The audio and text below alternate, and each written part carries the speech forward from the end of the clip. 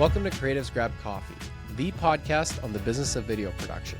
Creatives Grab Coffee is hosted by Dario Nuri and Kirill Lazarov from Labs Productions. Our goal is to share knowledge and experiences from video production professionals around the world. Whether you're a freelancer looking to start your own business or a seasoned business owner aiming to scale your company, this is the show for you. Join us as we develop a community of like-minded creatives looking to learn and help each other grow. Welcome to the business of video production. Welcome to Creatives Grab Coffee. Before we get started with the show, let's go over today's sponsors. Do you have a shoot in Toronto? Do you need crew or a strong production partner to help you with your project? Labs Productions is one of the top production companies in Toronto and your go-to video partner. With our strong creative skills and extensive network, we can help you achieve your goal. Labs Productions is able to offer you production services, white label services, or finder fees for project handoffs. Reach out to us on our website at labsproductions.com to learn more. My name is Miran. Welcome to Canada Film Equipment.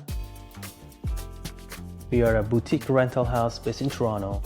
We are here to help you guys out with all production sizes. Feel free to contact us to get a quote if you are a production house and you're looking for lighting, camera packages, or lighting and group fan packages.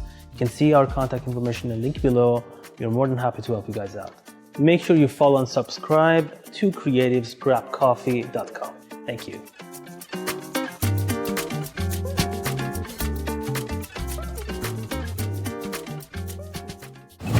Hey, what's up, everybody? I'm Matt. Welcome to Audio Process. We are a boutique audio company doing location sound, sound design, post-sound, ADR, Foley. We service equipment. We do all your audio needs here in Toronto. We got you covered. Come on down, audioprocess.ca. Don't forget to like, follow, subscribe, and all of the other internet things to creativesgrabcoffee.com. They'll be waiting for you. I'll be waiting for you, and we're all going to have a real good time. And now, let's begin the show. Hi everyone, welcome to another episode of Creatives Grab Coffee. Today we have Toby Trueman from HeeHaw. Toby's from Edinburgh, Scotland. He's one of the only Scots I was able to get on this show. I reached out to I think maybe 20 people and he's the only one that said, all right, I'm interested. So Toby, welcome to the show. Thank you very much. Ironically, I'm not even Scottish, so I just live here. Maybe that's why no one from Scotland really wants to talk to us originally. I don't know what it is. I don't know if we offended them or something, or they're just shy. I don't know. They're just shy. But it's keeping their heads down. Exactly. All right, so let's just dive in. Tell us a little bit about how you got into the video production industry, and then I guess how you started your company. Well, I came to Scotland. I'm originally from northwest England, and I came up to Scotland in 2001 to study photography, actually, and then moved into film as a module on that.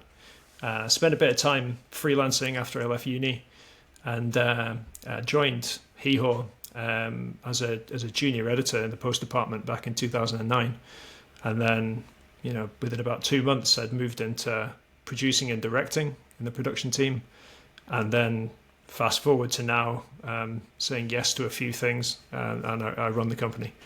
So a bit of a curve. It's one of those rare times where we have someone that didn't start the company, joined it, and then took over. That's right. Yeah, the company's 25 years old. So it'd been going for a good 9 years before I started, and it was very different. It was more of a digital agency, so I was doing brand design, print, websites. And the video element was quite small within that company, and then we grew it, specialized in video production from 2015 onwards, me and my business partner, my ex-business partner, and we've grown it since then, just focusing on video animation, motion design, live action. So I guess just tell us a little bit about that, because we haven't really heard this type of perspective before. So how did you kind of integrate yourself to the point where you just took over the company? It took a while. I was in the post department, like I said, for a short period, and then from working as a producer director within the video department, it was quite small, so it was easy to move upwards quickly because there was only 4 or 5 of us in that department. The company at the time was maybe about 18, 19, and then after a few years I was sort of head of production within that video department, still quite small, and come sort of 2014, the rest of the business wasn't doing so well. So there was a lot of competition on the web development side of things, on the brand and design, packaging side of things, and the business wasn't doing so well. So the original directors decided to call it quits. And at the time, the last remaining director asked me if I wanted to buy in, and we'd take the name and we'd start again, and we'd just focus on video production only. And that's what we did. We took the name, started a new office with the 5 people that were left, and then built it back up from there. Then he left in 2022, so now it's just me and the senior team. And we've got a staff of about 17. You grew from 5 to 17. Yeah, yeah, pretty much. We did. We grew to 17. I mean, we have been a lot bigger. We got up to about 47 at one point in 2021. Oh my God. And then had to shrink back down again. But yeah, that's an interesting story. Maybe That's not why the we're best here. decision. Do tell. Do tell. That's why we're here, right? Yeah, do tell. Right. Well, I mean, when you go back to 2019, there was probably 19 of us going into just before the pandemic, and up until that point, for the previous sort of 10 years, the WHO had actually become like our biggest client. So even before COVID kicked off, we were already working with WHO. We were working a lot with the other UN agencies there as well, in Geneva. And then when COVID happened, they just started. There was a lot of communication that needed to come from WHO, as you can imagine. So loads of it just came spilling into us. There was a massive influx of work from the rest of the United Nations and all of their different agencies as well. So we just expanded to cope with the level of work, and it kind of felt like things were taking off a little bit, right? That COVID bubble. But then, of course, with the benefit of hindsight, we were making quite a few big mistakes, and we just didn't realize it at the time. What were some of those mistakes? Well, I mean, the main ones was, it's easy to run a business when times are good in a way, right? So like when times are good, work just comes to you, you offer a good service, you have a good product, you do it in a good way, you send it out, you get more work, and that's how it is. So it's when times are really, really tough, that's when it really exposes the weaknesses in your business. And the weaknesses for us were entirely centered around financial forecasting, proper KPIs, real planning, real financial management. And when you don't have those things in place, when you're up, a couple of million turnover with 40 plus staff, if you don't have those in place, it just starts to crumble. But you can't see where or why. And that's basically what happened. So, my business partner left to do other things. We got the invasion of Ukraine. We had the energy crisis, the cost of living crisis, the crisis with the writers and the actors, and had a knock-on effect over here too. So there was just crisis after crisis for 3 years now. And through that time, we had some people that left organically, but then we had to do some redundancies. And yeah, it was tough. But at the same time, in the background, I could see where we were going wrong. And I brought in some financial support to really help tighten the screws and really sort of line things up on the back end to make sure that we could really see where we were going and make decisions properly. And that's what we did. So now we're solid now. We can see where we're going. We've got much more, stronger forecasting. We're much more clear with the team. We're much more transparent with how we're doing, and it's just better all around, really. Did you make? Do you feel that one of the main mistakes, and I've noticed this with some companies as well, when, as you said, when times are good, everything kind of comes a little easy. But I guess one of the mistakes that sometimes companies make when a huge influx of work just comes in all of a sudden is that they go into mass hiring and expanding the team rather quickly, but not very sustainably. If you were to go back and do that again, what would you do differently in that scenario, rather than would you rather maybe just hire more freelancers to help support that in the short term? Or do you feel like maybe just not making as many hirings? What would you do differently there? Yeah, that's exactly it. It's building freelance teams and just not being so expectant that this is how it's going to be. I would wait longer to really see if these trends were rock solid. If there was a load of work coming in, then perhaps taking on like a few more shorter term contracts rather than just hiring everybody on like, right, once you've done 3 months, you're in forever. It's not sustainable at all, and we just didn't see it. But I think if you could build, that's what we're doing at the moment, is we're trying to be smaller and more nimble, and build on the freelance pool that we've got, but still retaining the focus on the studio model that we have, because we're still very much talent led by the artists that we have in house, and that's not going to change. But when bigger projects come in, we'll look to see if we can get specific support. And then if things continue over time, then we'll know, okay, right, we're much more considered about hires going forward. Do you think it was easier to kind of grow the way you guys did because you had that other partner that was still involved with your company, and they kind of had like, I'm assuming the team that of HeeHaw before all the other directors left was pretty big, so they already had systems and processes in place? Not really. Like when we sort of started again, for want of a better term, in 2015, we had our own way of doing things in terms of our own practical process for running a project when leads come in right through to the out. And we just ran with that. And actually that didn't particularly help either, because when you scale, you take a lot of these things that were like fine when you're much smaller, but then when you try and times that on a much bigger team, then it doesn't equate, and the cracks start to show. So you can take a lot of bad habits with you, but we didn't really have like a real sales pipeline, as it was. Work would just come to us. We had really good relationships with our existing suppliers, and the good thing about WHO is, at the time, because we'd worked with them for so long, the managers would leave and they'd maybe go off and work at some of the other UN agencies, because they're all in the same spot in Geneva, and they just take us with us. So it's really just, it was down to doing a good service and offering it in a good way, and good customer service, and having a good product. And that's what saw us through. But then, of course, when the COVID bubble burst, WHO ran out of money. A lot of the UN agencies, they're funded by philanthropy and countries that pay into their accounts, and they were running out of money too because of everything that had happened worldwide. And we just saw, that kind of work just vanished. I guess in a way to kind of label what might have happened for you guys was that you kind of got too comfortable and stuck in working in your business rather than on your business itself, and in growing it and developing in terms of like the like lead generation and like business relationship development beyond like your existing relationships. Do you feel like that's kind of a little bit of what might have happened, like just kind of getting stuck within working with the people that you already had rather than trying to expand?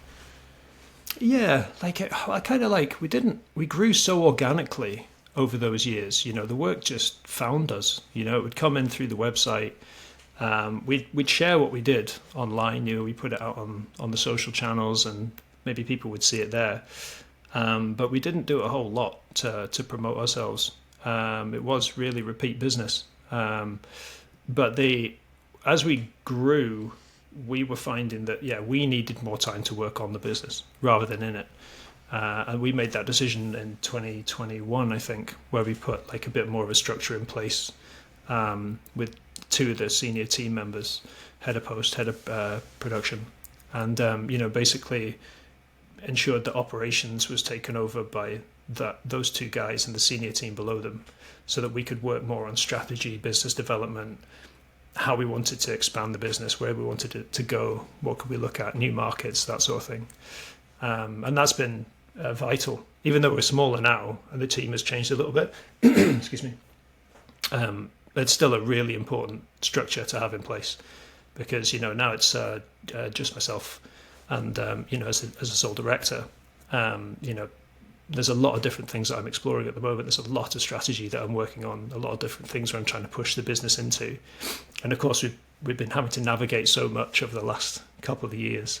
It's been so challenging. But, I've learned more about business in the last 3 years than I have at any point in my 20-year career, It's funny you said we're a lot smaller now. I mean, you're still 17 people. That's like massive Well, yeah. in our industry. Yeah. And I guess trying to stay at that level. Like you guys are like, and I would say in terms of like company sizes, you guys are in like that top percentile in the production industry, at least in like the corporate space, right? That I guess, yeah, you do have to be thinking several moves ahead if you want to maintain that or grow, because like it could be anything. It could just be like, imagine like you drop in the SEO rankings, like less leads come in through the website. Now, boom, there goes a chunk of your income. Or, like you said, your big whale clients, they suddenly stop getting funding. They can't afford to get your videos. Like, that's it. You got to start cutting the team, right? Yeah. So yeah, you definitely have to think several chess moves ahead and like try to utilize all possible avenues, like, not just focusing maybe on like organic growth. You got to pay into AdWords or pay into social marketing, do more networking, outreach. It's very complex, I think, at your stage.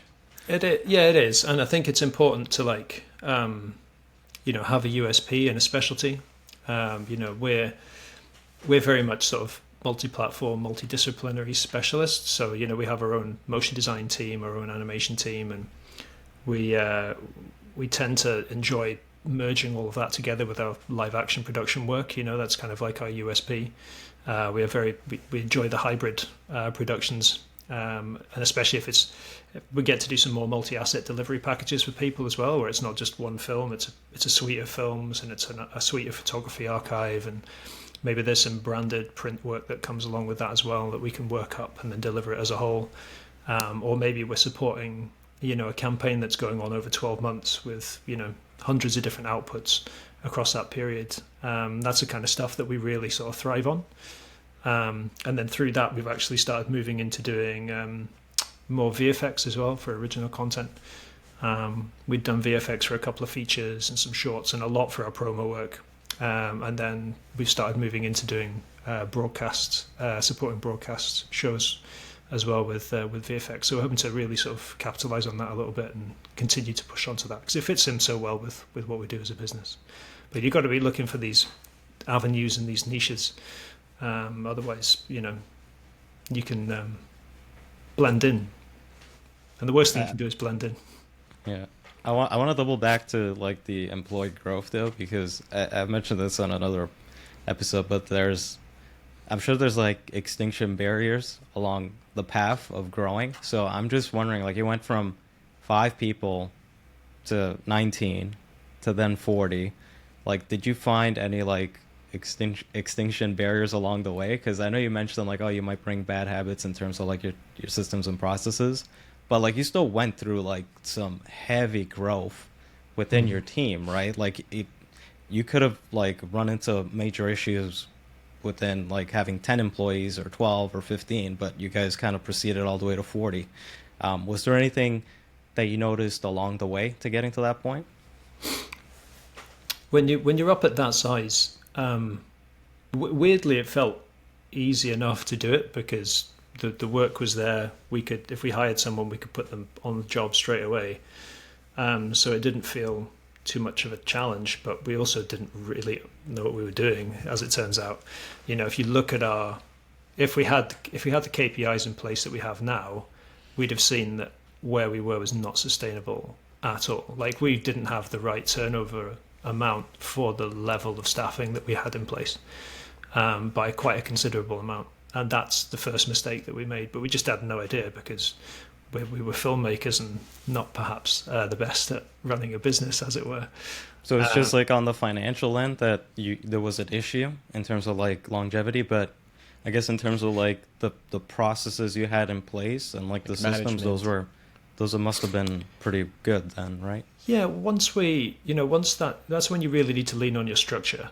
So we have a really good sort of head of department level.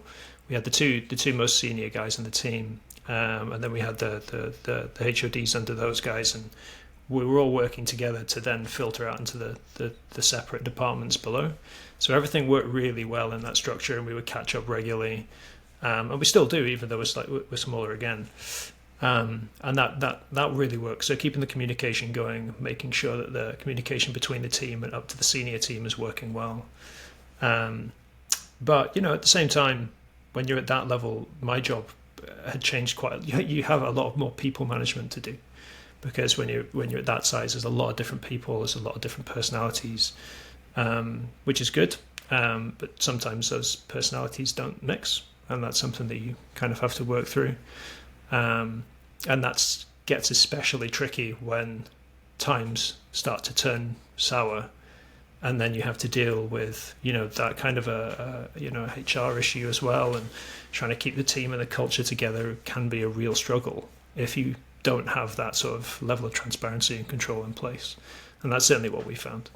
The issues that we had as we were sort of starting to climb back down were all based around the fact that we didn't really have answers for people as to why we were doing so well, or why we couldn't bring people up, and why we couldn't pull people through this, cost of living crisis that was knocking on the door. So that was it was a big learning curve, but we're there now. Transparency in the culture is strong. So in terms of like suggestions you might have for other companies that are in a similar position, what would be helpful for them? Is it like hiring an HR person to kind of handle that, or I don't know what? I think in the first instance, you have to have your financial reporting rock solid. And I don't just mean like cash flow. Have your cash flow, but make sure you're doing it right. Like I was doing our cash flow for a long time, and it turns out I wasn't exactly doing it right either. But make sure your cash flow is sorted. Make sure your financial management and your forecasting is sorted, and make sure that you've got your KPIs. If you haven't got your key performance indicators and your percentages, for example, if you don't know where your payroll costs are coming in relation to your turnover, if you don't know what that level is where you're going to start to suffer as a business, then you can't grow with any sense of security, because you're going to get yourself into trouble. So that's something that if you're on, say, I don't know, would it be like 800,000 to $1 million turnover, I think the first thing you should do is hire a finance manager straight away. I think that needs to be your next hire, because as a business owner, especially if you're active in production, you should be leaving that to someone who's dedicated for that task, even if they're only part-time. Oh, even part-time. I guess that's something a lot of people haven't thought about as well, is like bringing on people on a part-time basis. Like everyone thinks in this industry either like freelance or full-time. It's always like the one or the other kind of business model. But like on the last episode, we were talking with someone about how they would bring in people for certain contracted periods, like 3 to 6 months, to test people out first to see if it's going to work. Not only like as a team, but also financially, right? Because bringing in someone full-time or even part-time, it's a huge financial commitment for the year. It's a guaranteed number of,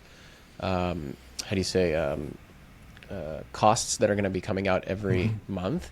And to kind of know that you're going to be good for each person that comes in is a little bit difficult. But we've also heard that once you've had at least like once you've gotten to like 10 or 15 people, bringing in new people is a little bit easier. But it's a lot harder to kind of grow when you're a much smaller team, like going from 4 to 5 people. You're increasing your costs immediately by 25% for the business, which is huge, Yeah. Did you find that was maybe also part of the reason why, as you kind of started growing, it became a little easier because it was just incremental initially, and that's why it didn't seem as bad when you were growing, and then once that work went away, that's when it just looked like it was a big drop in expenses?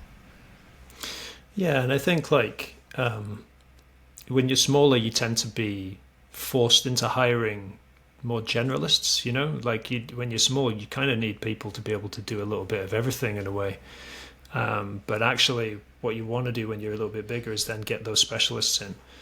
A lot of people that, grew up with us are still with us, and they've grown into more like senior roles. But they're able to specialize more now than they were doing perhaps back then. Back then I was doing everything myself as well. Me and my business partner were both sort of directing, producing, going out on shoots, and sometimes shooting it ourselves. And when you're doing that, you can't really focus on your growth properly. And the same goes with the rest of your team as well. It's like if you really want to knuckle down, then specialists is definitely the best way to go. So now that you're at this age, like, have you found that even with the type of work you're doing, you've had to specialize into like maybe specific niches, or are you like still like, are you like a generalist company? No, I mean we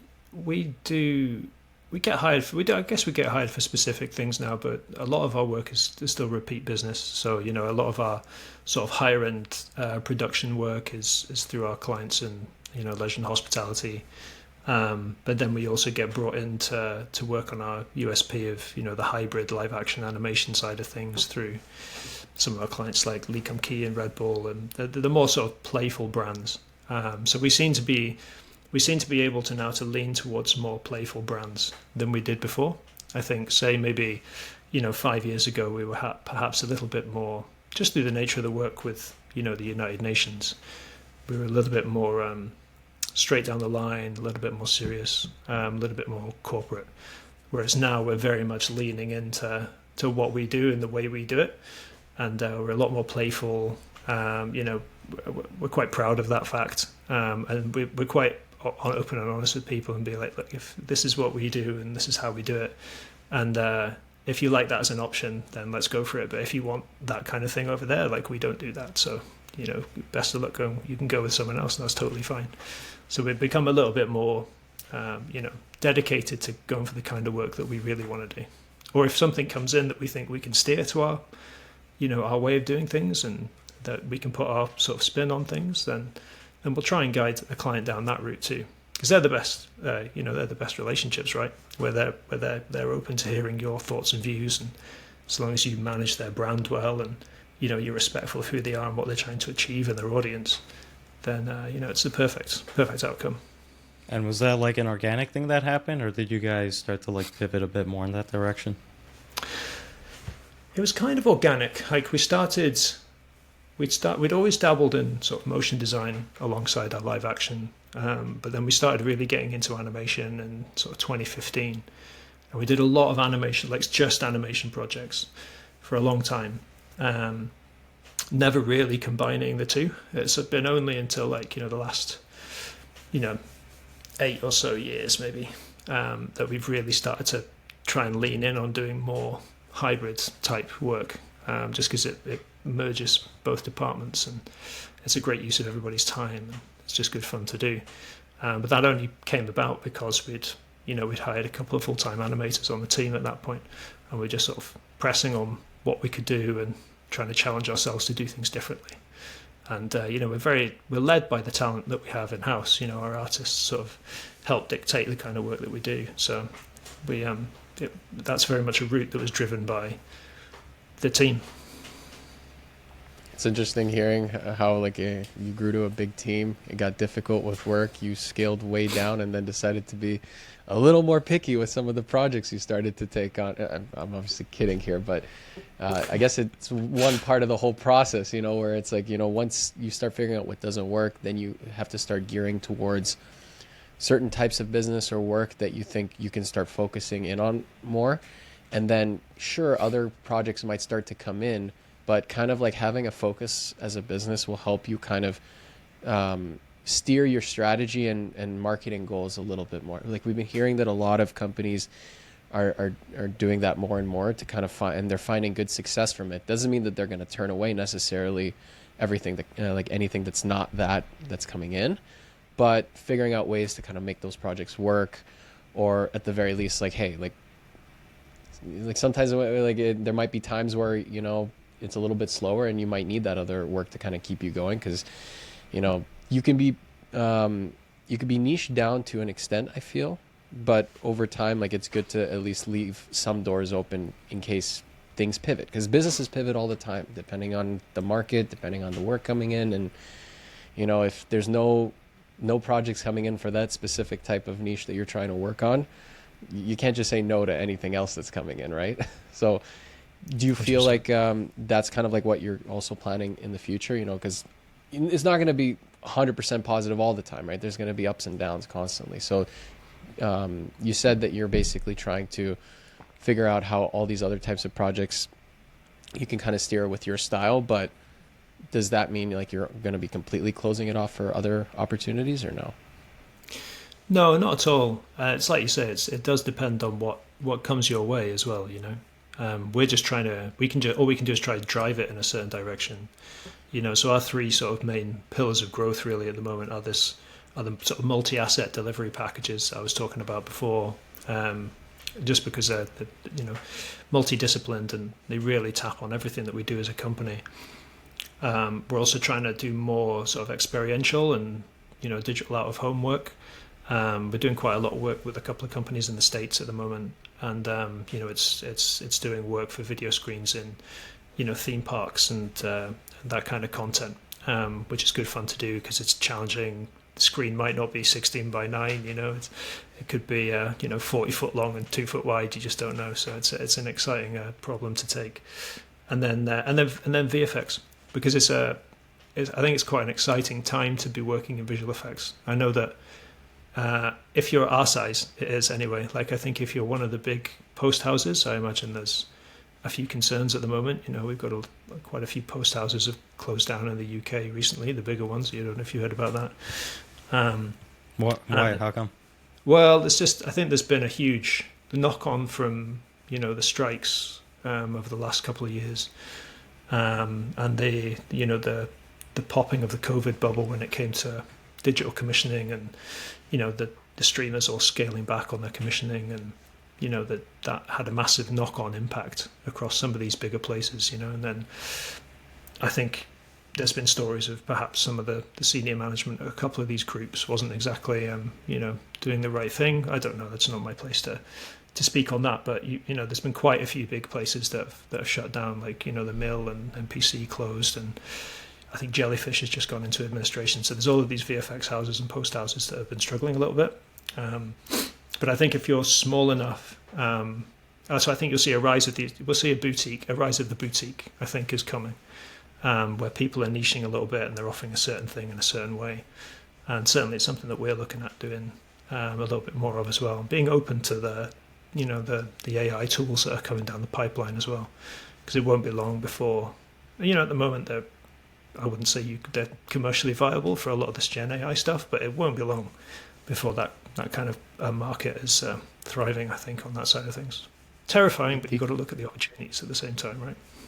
Yeah, and the one challenge with post houses is that when you think about it, they're also in kind of like the chain of connections between like the client work is that they've introduced another barrier in terms of like how do you say it, like another middleman almost, right? Because they're relying on production companies and agencies to shoot the content and then give it to them, right? Whereas like you as an all-in production company, you can get the client to come in, you do the creative, you produce it, and then either you edit it or you can send it off to post houses to do the editing. So if there are all these other issues happening that are affecting production companies, that's going to trickle down to the post houses pretty hard, especially, right? Because what happens when hard times come, production companies try to hunker down and try to do as much of the work in-house as possible, to kind of like save on costs and things like that. And as a result of that, big post houses are going to suffer as a result of that. So that's probably why, as you said,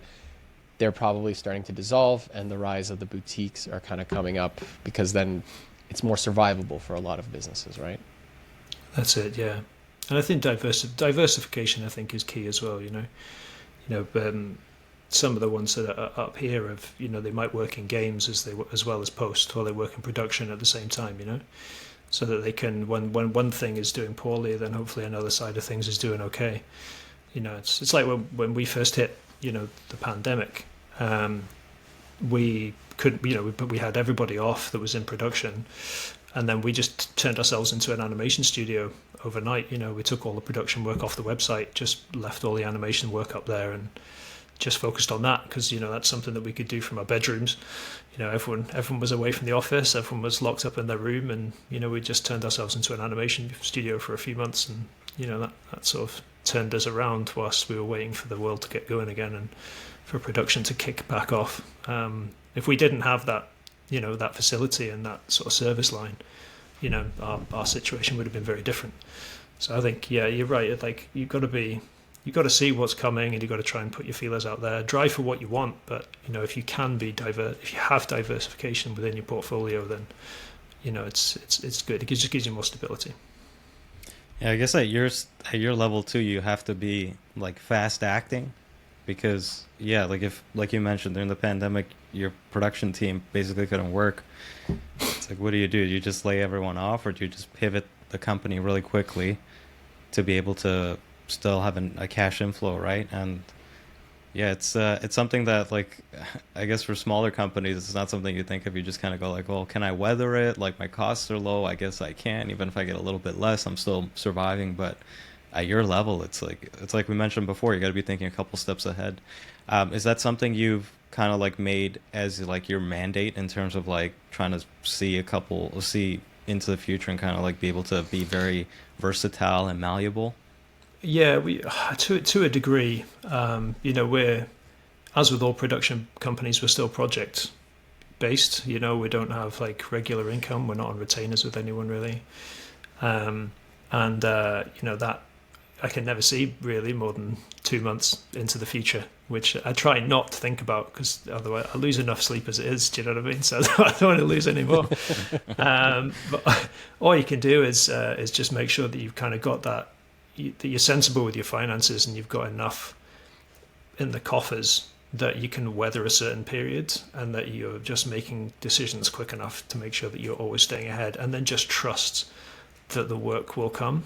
We're doing a lot of, we still do our digital marketing. We put stuff out on LinkedIn and, Instagram, and we have our AdWords and stuff going on Google. And, we work with a lead generation company.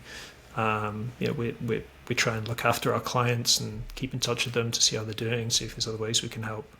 And then at the same time, we've got these other little niches that we're pushing into. I'm trying to do more work with the States. I've been doing some outreach there, doing a couple of trips over there to meet our clients and see others. And so you've always got to be kind of like trying to move things along to make sure that there's something coming down the pipeline. And just be nice to people. Like, it sounds silly, but like if you don't treat people respectfully and like human beings, and if you treat someone poorly and give them a poor job, they're not going to come and work with you again. So it's, you've got to look after people, and they'll look after you. And then just hang on tight. You mentioned you're using a lead generation company. Can you tell us a little bit about that? Yeah, so basically, I work with someone. They work for us maybe sort of 8 days a month, and they're going out. We have like a list of target sort of industries based on our sort of specialisms and the kind of clients that we're working with at the moment. And they're just another part of the team. So they're just dedicated to inbound sales. So they'll go out and try and look for new business and reach people and try and get people to come in for a meeting, and we can share decks and we can share work and that sort of thing. So it's the last 10% that we could never get with our digital marketing. When you put some stuff out on social channels, even if you're doing like paid promotions, you can see the kind of company that's looking at your work, but you can never really see exactly who, and certainly you can't get a hold of that person.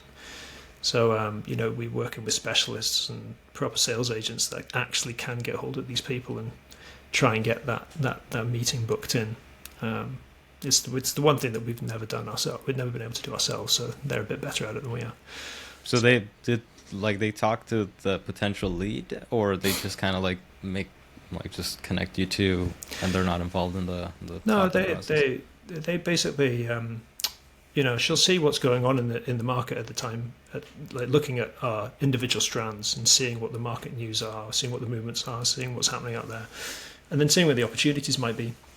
At the same time as looking for brands that kind of fit with us, that look kind of playful, could be up for doing something a little bit outside of the box. We kind of try and approach a lot of those kind of brands as well. And then she'll just get in touch and just see if she can arrange that first meeting, and then she'll bring me in, or she'll bring someone from the senior team in, and then we'll do a little presentation and just see if we can get a relationship going that way. Oh, interesting. Okay. So in terms of that meeting, like you guys, like, what are you presenting to? Just who your company is and everything, or are you trying to find like pain points with that lead as well?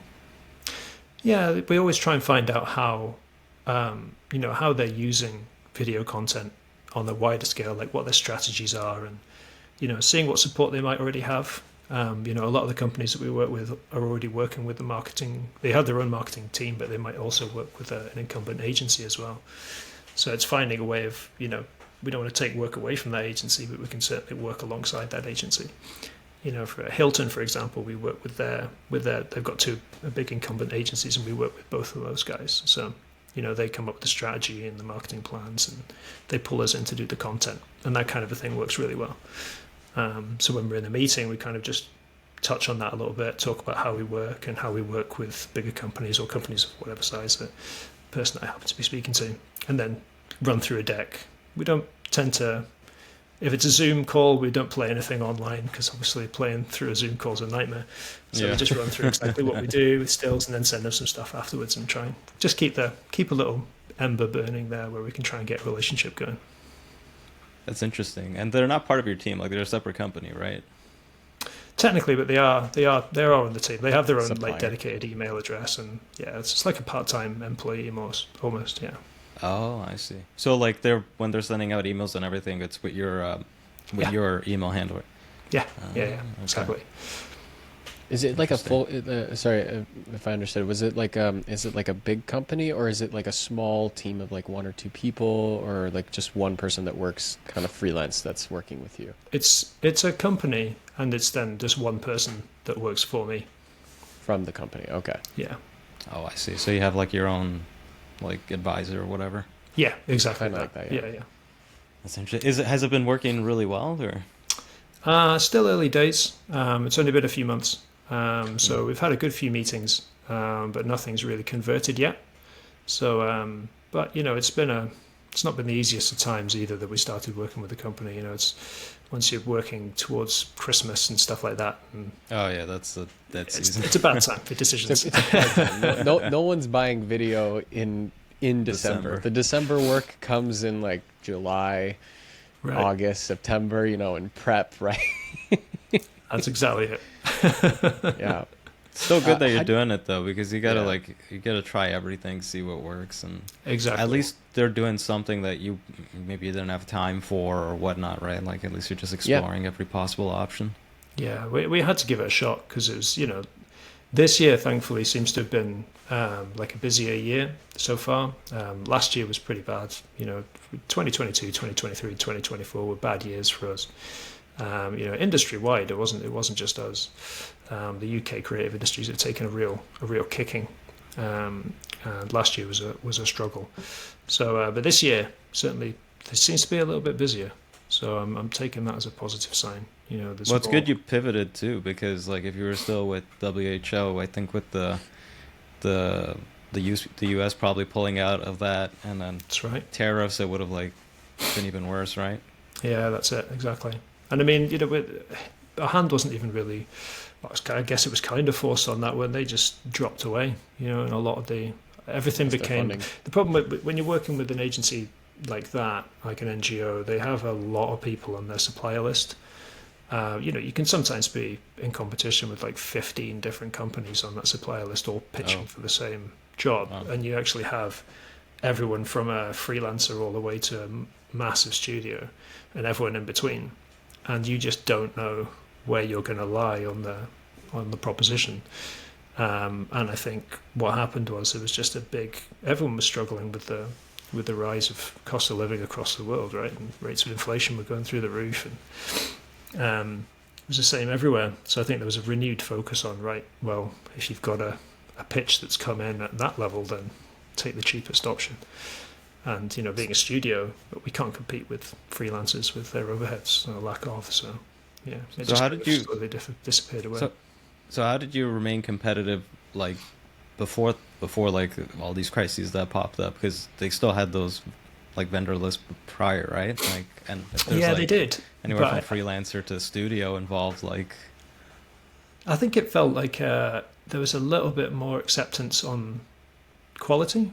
I think like people would actually select a pitch because they actually thought it was the best option. It wasn't just a pricing option. So I think it's reverted to a little bit more of a price-sensitive model now since Not then. to mention the quality control that you probably had, because if they were probably looking for a lot of content, they were looking for someone who could handle a lot of work and have a consistent level of quality. Because if they, for example, hired like a few freelancers that did, not to say that their work wasn't necessarily good, but it's going to be different compared to the level of detail and attention you as a bigger company can do. So well, even the scalability, right? Like a freelancer can't handle like 200 videos in the span of 3 months, for example, right? Yeah, if they need 50 videos that look roughly the same and a freelancer can only do 3, they're not going to give the 47 to Toby. They're gonna just 47 to Toby. They're gonna give all 50 to Toby because he can handle it, right? It's one less person that they can, that one less person that they need to reach out to. Because that's another thing a lot of companies sometimes don't realize is that clients and when they're looking for vendors, they're sometimes looking for people who can handle all the work at once, because it's gonna make their lives easier, less meetings that they have to set up. Like I'm seeing sometimes with some of our suppliers, or if like any small ad agencies that we work with, like we're one of the video production partners, but they have to also go with the events team. They have to go talk with the photographers or graphics teams. Like there's so many people that they would need to reach out to, right? Sometimes a company prefers to have one person handle all the workload, whether it's the same kind or different kind even, right? Yeah, exactly. And I think when certain clients they understand that there's a crew of people behind the project as well, in terms of the structure is there, so that they know it will be handled. If someone suddenly falls sick for whatever reason, their colleague will just pick it up and there'll be no interruption to that workflow. So I think there's going to be, that's the kind of work that we're trying to go for, because we can't compete anymore. But the bottom end of what we do has completely gone. One, because we're priced out of it just through necessity. And, the smaller production companies, maybe like 2-3 people that don't have an office, but they're all incredibly talented and can make an incredible product. They've just taken away that entire bottom layer to the work that we do. So that's been another reason for us to kind of like pivot towards the work what we can do and the work that we do as a studio, and really kind of hang our hat on that and make sure that that's the kind of work that we're going for, because we can't compete with the stuff at the lower end of scale anymore. But that's okay. We'll take it. Yeah, I mean, like once you get to your level, I mean, probably even just when you're looking at the numbers, you're like, it doesn't even make sense to take it on, because if like these are the budgets we're dealing with, this is what it's going to cost us to do it, to cover the team salaries and everything. Once you have like as you scale up, your costs per project also increase, right? So if, like, for example, it's going to cost you as a business $5,000 to work on a video project for a client, you're not going to be taking projects that make you break even or even like barely make a project profit. Like you need a certain amount, so you have also safety nets and all that. Like maybe once in a while, if it's a client that you've been working with for many years, which is the case like sometimes for smaller companies, if you've been working with this client for many years and they need something small scale one day, you're going to help them out with that, obviously, right? Even if you kind of like somewhat break even, don't make too much money on that small project, but you know that you have other work coming in from them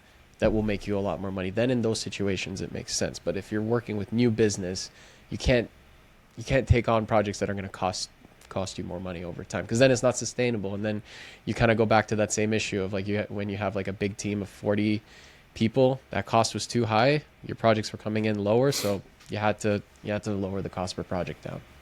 So do you have like I guess that might segue into another question I might have, is that how do you go about how you price out your projects for these clients? With such a big quantifiable team, how have you kind of broken down what is like a good minimum for you in that sense?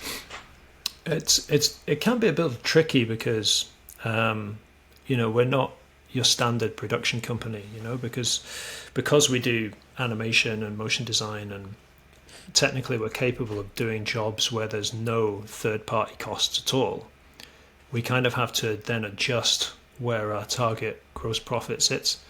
Whereas, if we were just focused on production, it would be much lower, because obviously with the cost of production, it all goes on screen for the most part, right?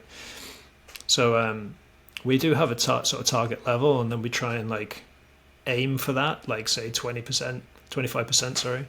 Just go for that, and then, let's start there, and then if with some projects, if there's going to be it's a big international shoot with a lot of talent, a lot of additional crew and resources needed, a lot of expenses, then that's fine. We know that's just going to disappear.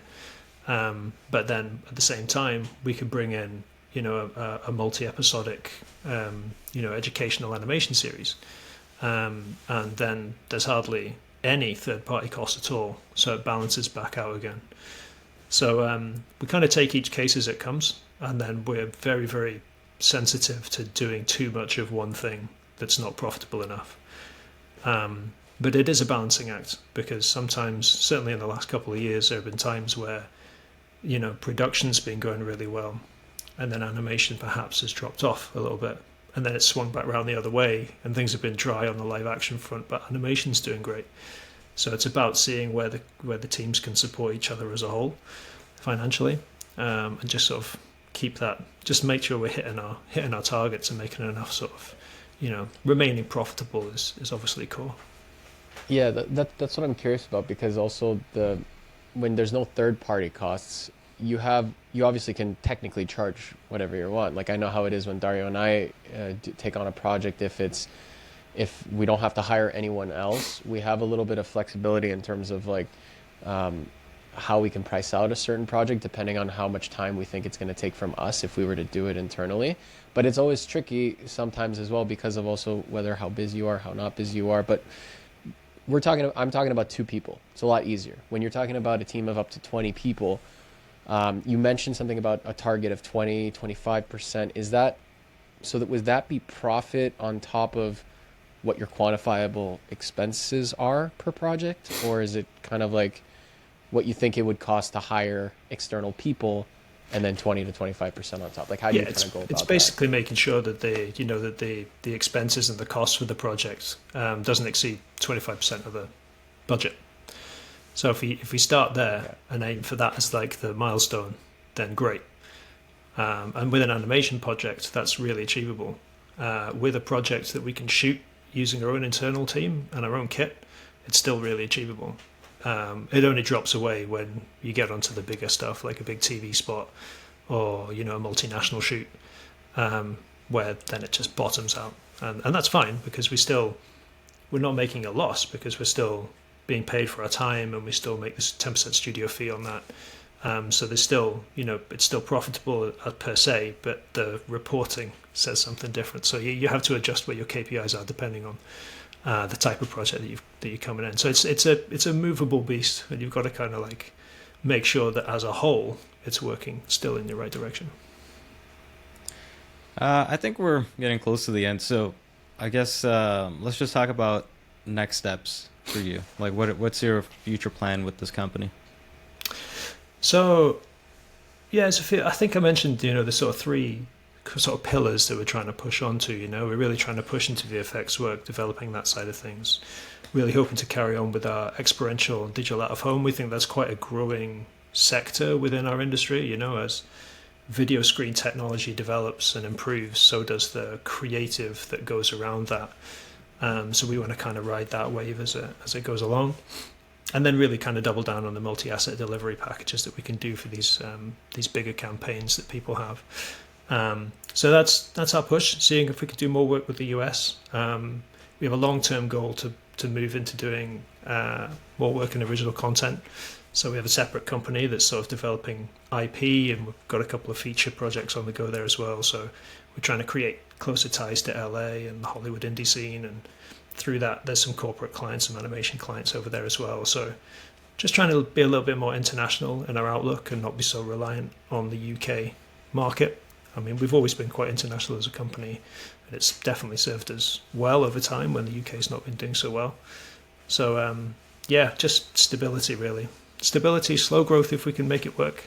Make sure that we're reacting to things that are coming in and coming our way, and staying on top of technological developments and seeing where we end up, I guess. Nice. It's good. Not if another 100K a month whale comes in, don't add another 40 people onto the team, right? My fingers have been burnt enough times now not to make that mistake. Yeah, I mean, like, once you've gone through something like that, like you'll have a much better idea of like what works for you as a business, and like then you can keep it as like a small organic growth rather than like a really big one. And yeah, 100%. we have to be careful, all of us in this industry, because you never know how things can just kind of flip on you. And one thing you mentioned also is that you don't know what your forecast is usually between like maybe 2 or 3 months out. That's how it is for most of us. And we just have to keep that, I guess, maybe naive positivity, positive outlook to kind of be like, yeah, you know what? Something will turn up, we'll make it work. We'll make it happen. And honestly, you need that to kind of push you on as a business owner in this industry, because otherwise it's crazy to see that even at at your level, that's still the case. Like at our level, we don't know 2 months out. At your level, you don't know 2 months out. It's a strange industry. Yeah, I know. You just got to keep hustling. That's it. Just keep working. Keep speaking to people and keep smiling. That's all you can do. This is why a lot of other industries are sometimes scared of like how we operate. It's like, I don't know how you guys are doing this, right? If you wanted to apply for a loan or anything like that, they're going to look at your financials. Like, what do you mean you only know what you're going to make in the next 2 months? You have like 20 employees. What do you mean? The hard numbers don't make sense to other people, right? I know. You just got to kind of go look back on the records and go, look, we've been in business for 25 years now, so like we know something's going to come in. We just working 2 months at a time. Exactly. Paycheck to paycheck, that's month to month. As a big corporate video production company, right? That's it. That's always the way. It's a life we love. Gotta love it. I guess one last question we'll also ask you. You kind of answered it before we started recording, but like, how did you come up with HeeHaw is the name of the business? Well, he didn't come up with it, but what was the original? So so it's nothing to do with American hillbilly TV shows, and it's nothing to do with donkeys either. So it's very disappointed. No, I apologize. It's Western Scots dialect for nothing. So if you've got hee-haw, you've got nothing. You've got sodal. So because we're filmmakers, we make something from nothing. So something from HeeHaw. So yeah, I like it. That's where it came from. It's a very deep meaning. I love it. I was not expecting that initially with that name. Like when Dario told me about our episode, I was like, oh, what state from the U.S. are we interviewing? And then I saw Edinburgh, Scotland. I'm like, oh, I did not see that coming. But yeah, anyways, Toby, thank you so much for joining us and sharing your fairly unique kind of like journey in this industry with your business, right? So thanks again. Pleasure. No, thank you. very Hopefully welcome. I can use this episode as a way to lure out the other Scottish companies.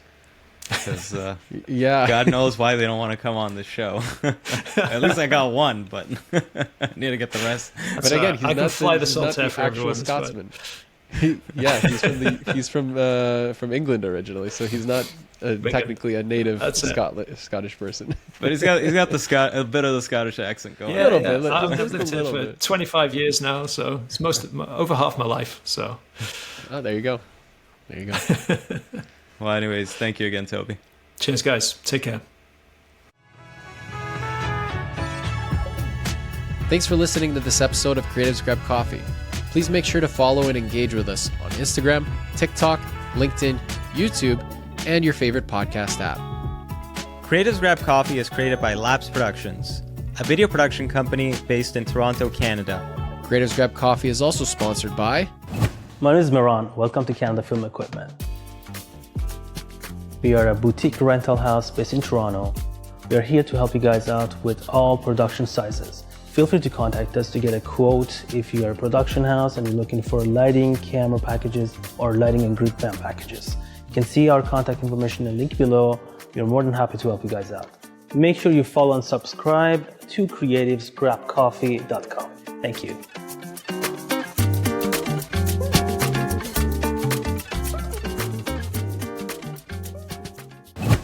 Hey, what's up, everybody? I'm Matt. Welcome to Audio Process. We are a boutique audio company doing location sound design, post-sound, ADR, Foley. We service equipment.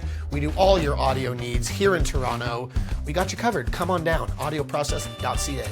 Don't forget to like, follow, subscribe, and all of the other internet things to creativesgrabcoffee.com. They'll be waiting for you. I'll be waiting for you, and we're all going to have a real good time.